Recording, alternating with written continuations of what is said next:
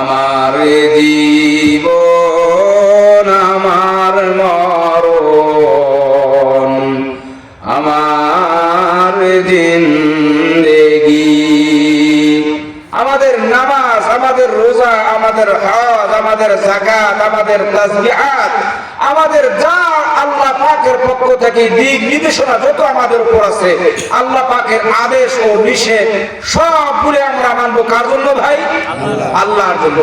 তো আল্লাহর জন্য যদি কোনো মানুষ মানি থাকে, যদি সেটা জানে যে পাশে একটা তাফসীরুল কোরআন মাহফিল বিগত এতদিন থেকে আয়োজন চলছে, এটার পাশে কোনো মানুষ যদি কনসার্টের কোনো ব্যবস্থা করে থাকে, বলেন তো তাদের ন্যূনতম সামান্যতম এইরকম কোনো বিবেক থাকলে, সুস্থ মস্তিষ্কের অধিকারী হলে এই কাজটা কখনোই কোনো মানুষের পক্ষে সম্ভব হতে পারে না।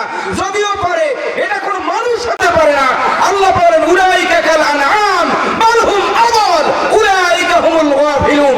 এরা চতুষ্পদ জন্তুর চাইতেও নিকৃষ্ট। কথা বলেন ঠিক ঠিক? সম্মানিত হাজিরিন, এজন্য বুঝতে হবে আজকে আমাদের যুব সমাজ আমরা কোনটা করি আর না করি, গার্জিয়ান এ ব্যাপারে কোনো গার্ডিয়ান করি না, গার্জিয়ান কোনো ভরক্ষেপ রাখি না। ওয়ালান নবী সাল্লাল্লাহু আলাইহি ওয়াসাল্লাম আলা কুল্লিকুম রাঈন ওয়া কুল্লুকুম মাসউলাতুন আন রাইয়াতি। আজকে আমি মনে করছি আমার ছেলে তো বড় হয়ে গেছে, তার দায়িত্ব আমার কাছে নাই। বন্ধুগণ, যদি আপনার ছেলে কোনো অপরাধের সাথে সংগঠিত হয়ে থাকে, আজকে যদি প্রশাসন সর্বপ্রথম আপনার বাড়িতে হানা দেয়, এর থেকে আপনিও রেহাই পাবেন না। যেমনি করে আমরা দেখলাম ওসমান হাদি একটা নিখুঁত নির্দোষী একটা মানুষকে হত্যা করলো, সে তো চলে গেল দেশের বাইরে। নির্দোষী তার পিতা মাতা, তার পরিবারের মানুষ, আজকে সবাই তারা ভোগান্তি। কি বলেন ঠিক কিনা?